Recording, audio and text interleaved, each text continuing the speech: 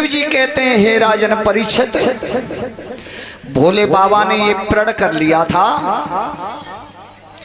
कि 1 से 7 विवाह इसी लड़की से मेरे हो गए जो अपने पिता के यहाँ जल गई थी। पर 1 से 7 बार विवाह है गए, पर जाके विवाह में ब्याह जात करके मो चैन कबू ना मिलो, बेचैनी रही है। वो अब कि में विचार हुआ कि जी तो मरी गई, वो अब कि मैं और काऊ से कर लूंगा, और किसी से कर लूंगा, और जी और काऊ देख ले जन्म लेगी। श्री सुखदेव जी कहते हैं, हे राजन परीक्षित, इधर में ताड़कासुर नाम का एक दैत्य इस पृथ्वी पर पैदा हुआ था, और जो ताड़कासुर ने और डोरी हलाई है, देवतन की कमान कसी है, तो जहां देवता यज्ञ करते थे तो यज्ञ को विध्वंस कर देता था। कथा करते थे, कथा में विधन डाल देता था। तीर्थ यात्रा के लिए जाते थे, देवताओं को पकड़ के मार देता था। तो सब देवता आज भगवान विष्णु के जोरे गए कि प्रभु 10-20 देवतनों रोजाना मार देता है ताड़कासुर नाम का दैत्य, प्रभु या ताड़कासुर नाम के राक्षस को मार दो। तो भगवान विष्णु ने कही देवतन थे कि देवताओं, मुझे जैसे हजारों विष्णु हो जाएं और फिर भी इस ताड़कासुर राक्षस को नहीं मार सकते। देवतन ने पाए पकड़ ले भगवान विष्णु के, प्रभु तुम ही ना मार सकते तो इस पापान पापी को कौन मारेगा, कौन मारेगा? कि तुम्हें रास्ता बताए देता हूं,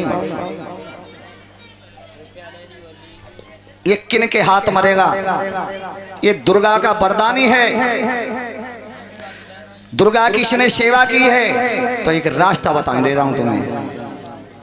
तुम्हारा रास्ता ही बताए दो कि मरे हो कैसे, कैसे तो मज्जे जी विधन डारबो तो बंद होए। तो सुनो, आज भगवान विष्णु वो देवताओं ने रास्ता बताए रहे कि इसे कौन मारेगा, कैसे?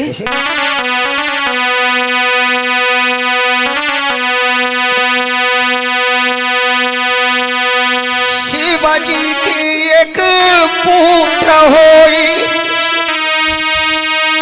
और सूर सुवन रण पंका है, आए सूर सुवन रण पंका है,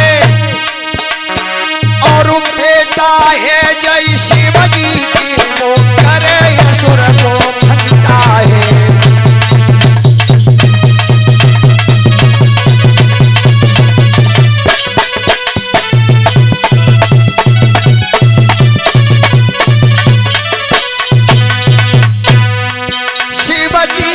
बेटा मारेगा शिवजी का बेटा मारेगा, चाहे कोई न मारन हारा है, और चले जाओ ढिंग शिवजी के, ये मानो वचन हमारा है।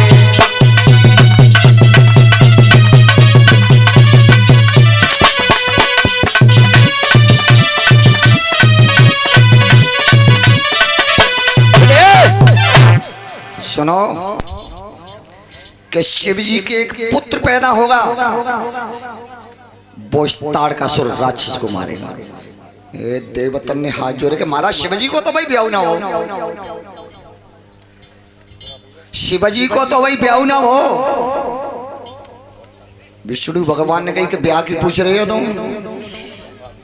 जो शिवजी के लिए लड़की बर नहीं बनेगी वो भाई तो लड़की ना पैदा भाई। देवता ने कही तो अभी तुम्हारा सवन मानते हो, तो महाराज वो लड़की पैदा हो ही कहाँ? जाओ जुगाड़े लगा में तो लड़की वो पैदा हो ही कहाँ?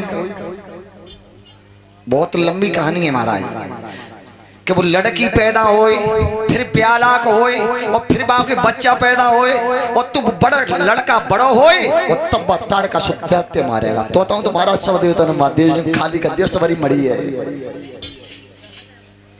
कि वो लड़की होगी हेमांचल महाराज के नाम। जो मैना नाम की रानी है वो गर्भ को धारण करे, तब एक कन्या का जन्म होगा। वो तब कैसे जुगाड़ बनाए के का बिचदरिया बनाए के ब्याह करवा दियो लड़की को भोले बाबा थे। तो उस लड़की के पुत्र पैदा होगा, वो उस ताड़कासुर नाम को दैत्य को मारेगा। देवता ने कही कि प्रभु बहुत लंबी बात है। सब देवता आज महाराजा हेमांचल के यहाँ पहुंचे और हेमांचल ने बड़ा सत्कार किया है कि देवता आई, आओ बैठो। और बैठा ले। तब कहिए कौ देवता कैसे घूम रहे हो? कि महाराज कछु मत पूछो, बहुत बड़ी परेशानी है, तुम्हारे जौरे आए हैं, तुम्हारे पास आए। कौ मेरे पास आए हो? कैसे आए हो? क्या कार्य है? तुम्हारे साथ चलने के लिए तैयार हूं, कोई परेशानी के लिए तैयार हूं, बताओ क्या कहना चाहते हो? और तब देवता बोले हैं महाराजा हेमांचल से, क्या?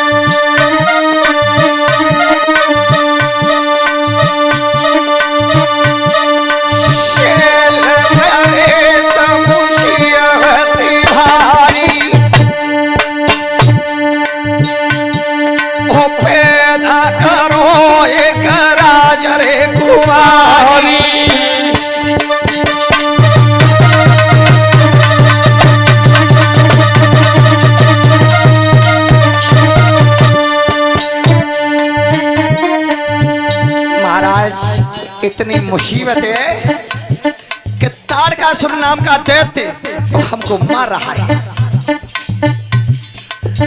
महाराज तुम्हारे पास आए हैं, एक बिटिया को पैदा करो, जो मैना नाम की तुम्हारी रानी है उसके गर्भ धारण करो। तो हेमांचल ने कहा है कि देवताओं, वो मैना नाम की मेरी पत्नी है, उसने सती को जीतने का प्रण किया है, इंद्र की पत्नी को, कि मैं सती को जीत करके रहूंगी, अपने पति से सहवास नहीं करूंगी। अब मैं वो वचन माने और न माने, प्रण कर लिया उसने। तब देवता ने एक पैर पे ठाड़े है कि और भजन करो और करो के नको बात ताखन देवता ने हेमांचल महाराज के जाए क्या कैसा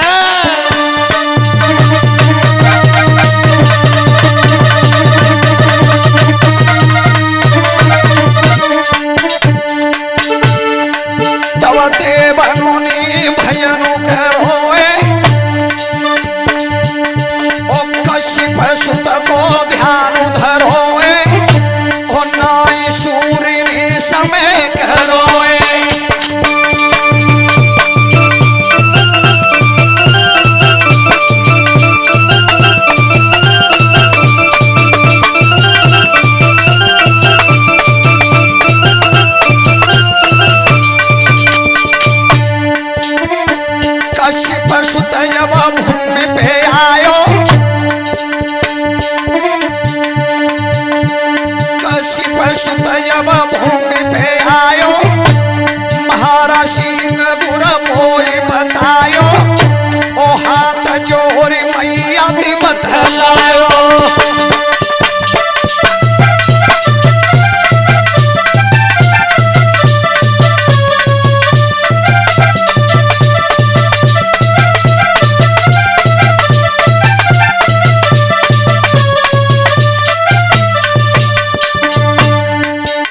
भास्कर भगवान कश्यप के पुत्र थे। तब सूर्य भगवान को देवता ने ध्यान किया। जब सूर्य भगवान उतर के आए तब मैना रानी से हाथ जोड़ के कहिए क्या, मेरी बात सुनो मेहतारी, पैदा करो एक राजकुमारी और भोला की बनाओ घरवाली।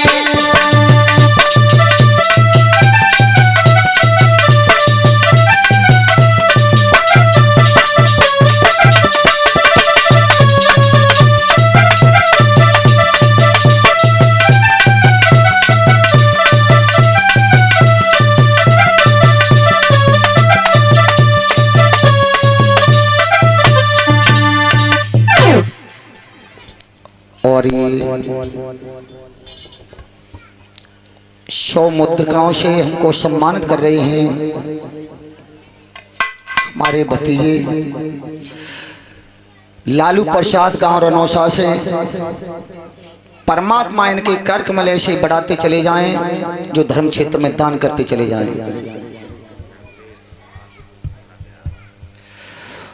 और 200 मुद्रिकाओं से व्यासपीठ के द्वारा हरदेश यादव, नगला दयाराम 200 मुद्रिकाओं से हमको सम्मान कर रहे हैं व्यासपीठ से। परमात्मा इनके कर कमल ऐसे बढ़ाते चले जाएं जो अपने से बड़े का सम्मान करते चले जाएं। बोलिए गोविंद भगवान की। श्रोता बंधु, आज सूर्य देवता उतर करके आए हैं तो भास्कर भगवान की बात मान करके तो मैया मैना ने गर्भ धारण किया था। जब एक बिटिया का जन्म हुआ था समय पाने पर, जब जन्म हुआ है तो देवर्षि नारद निकल कर जाते थे वहां के। देवर्षि नारद माह के निकल के जाते तो हिमांचल ने कहिए कि बाबा, ओ बाबा, जय श्री राम, नारायण बेटा नारायण। के बाबा ने कहा हमारे घर है चलो। कि क्यों? कि हमारे घर है एक लली पैदा भैये, बात के हाथ की रेखा देखो कि कैसे नक्षत्र में पैदा भैये। उन्हें के बाकी मस्तक की रेखा देख के बताओ कि ऐसा इसका कैसा भाग्य है। आज देवर्षि नारद और हेमांचल महाराज के यहाँ पहुंचे तब उन्होंने हाथ की रेखा देख करके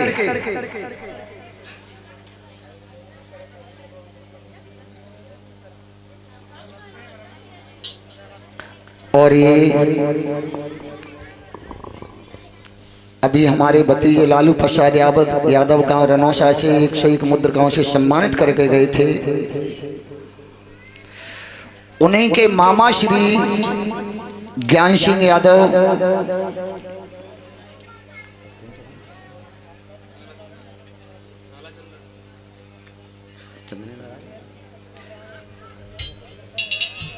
नगला चंदन से 101 मुद्रिकाओं से हमको सम्मानित कर रहे हैं। परमात्मा इनकी मनोकामनाएं पूर्ण करें, इनके कर कमल ऐसे बढ़ते चले जाएं जो धर्म क्षेत्र में दान करते रहें। तब देवर्षि नारद ने बताया था कि ये कन्या तुम्हारी सब गुण लक्षण सही हैं, लेकिन जब इस बिटिया की शादी होगी तो उस वरना के यहाँ एक ही कमी है और तो कोई कमी ना है। कौन सी कमी है बाबा बताओ बाबू? जी कमी है कि बाप रहे तो ठोरो ना आए और खाए ना जो ना आए। ए राजा ने कही कि महाराज सबसे बड़ी तो यही कमी है। आज देवर्षि नारद उस लड़की का नाम बता करके पार्वती नाम बताया था और चले गए। अब देवतन ने विचार करो कि अब ब्याह की जुगाड़ लगाओ। ब्याह की जुगाड़ लगाओ। तब देवता ने कही कि बिच दरिया को बनाओगे। ब्याह में बिच दरिया बिना ब्याह हो तो ना है, मानी बिच दरिया के नहीं बनाओगे। ऐसा करो कि इन्हें बनाए दो। ददीच महाराज माने कि भैया मैं ना बनूंगो। क्यों कि बिच दरिया के ब्याह में ऐसे फदियते होते हैं कि बिच दरिया दावत सुखनी मिनती ना कबू। तो मैंने देखी हुई कि काऊ के ब्याह में परिषद महाराज बिचदरिया कोई बन जाए तो बिचदरिया फदिए तो कब होता है जाखन दरवाजा हेरा हो ताखन। जो लड़की बाई ने 10,000 रुपया हाथ में कम दे तो लड़का बाप कहा के हो या को खोज मिठे जाओ जान में तो फंसवाए दो। मोह तो बनते 17 लाख मिल ले, 17 लाख मिल ले, 1 लाख कम करवाए दे 16 ही मिले तो 16 लाख मिल जाएंगे, 1 लाख कमाए जाएंगे तो चाहिए वो तो चढ़ावे हो ना कसू। और इतने छोरिया बाब कहो कि कड़ी छोरिया भाई मेहता है कि कड़ी खाए नहीं जाने चाहिए बात नहीं ना चढ़ाई तो मेरी छोरी आके फदिए थे मांगे बाबे से दरिए ले ला इतने तो छोरी बाब से दरिए खींचे हो, इतने लौड़ा बाब खींचे हो तो 2 किलोमीटर हाथ जा पीछे दरिया तो पे घर कुछ हो जाओ चाहे 5 खाए ना बनती करो उसे 5 खावे ना मिले। तो देवर्षि नारद बिचदरिया बनाए हमें, बिचदरिया बनाए तो देवर्षि नारद पार्वती के जोरे गए कि लली हाँ कि बेटा अब तू ब्याह करे कि बाबा हम ब्याह ब्याह का करेंगे, हमारे पिताजी बताएंगे कि ना मैं तो सही बता दे रहा हूं अगर तू ब्याह करे तो ऐसे तिथि ब्याह करवाऊंगा कि जीवन बुको मत तू ही ना है। तो बाबा मैं कर भी तैयार हूं अगर अमर पति में जो मिल रहा है कि तो ऐसे ना मिले हो तो बाबा कैसे मिले हो। इंसान को पहले परीक्षित महाराज कर्म करना चाहिए और जब कर्म नहीं करता है वो फल के लिए डोलता है तो न फल ही मिलता है और न कर्म ही मिलता है। तो बाबा मैं कर्म का करूं कि उनके नाम को भजन कर तपस्या पपस्या ने का जानते कर वो कि बाबा तपस्या पपस्या का भजन तो कर लूंगी। कितना भजन कर ली कि भजन कर लूंगी 86 वर्ष। ए नारद ने कही कि 86 वर्ष अगर तेने भजन कर लो तो भोले बाबा तो नहीं आ जाओ ले भी कोई मत जाएगी माटे बुलाए। और जो भोले बाबा मालूम पड़ी कि जा लड़की पे मैंने प्रतिज्ञा करी कि जा से मैं शादी नहीं करूंगा और बेइज्जती पार्वती को रूप लेके और हेमांचल के यहाँ जन्मी है और बाबू नारद बेकाया हुए वो मेरे नाम को भजन कर रही है। तो शिव जी ने कही कि चल तेरी अगाई और मेरी पिछाई तू 86 वर्ष समाधि करके जग जाए मैं अजर समाधि लगाए ले रहा हूँ कि मैं जगूंगा ना तो ब्याह करके ले चल। बोले बाबा मेरू पर्वत पर अजर समाधि लगाएंगे वो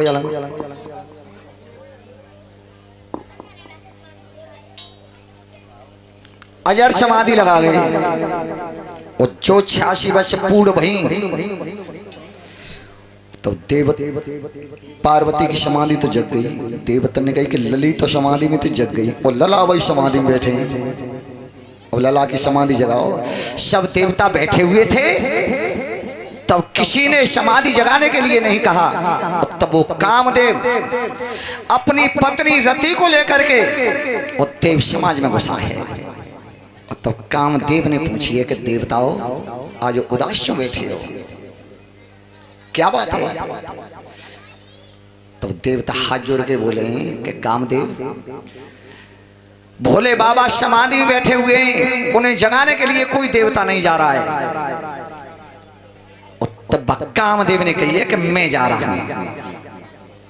तब गोस्वामी तुलसीदास बाबा महाकवि और रामायण में चौपाई लिख रहे हैं अपनी कलम से। कैसी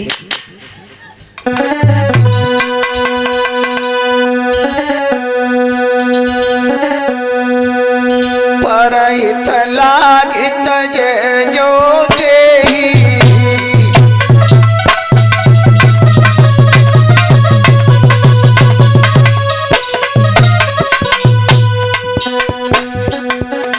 परहित लागित जो देही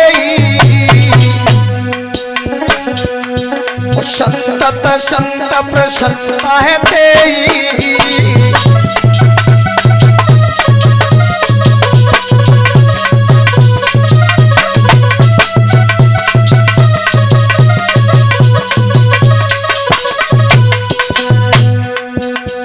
तब तो करी हम काम तुम्हारा ओ परम धर्म ये अपकारा।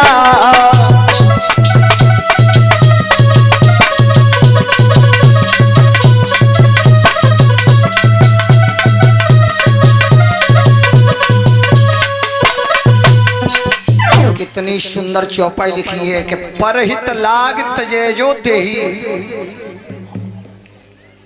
पराय हित में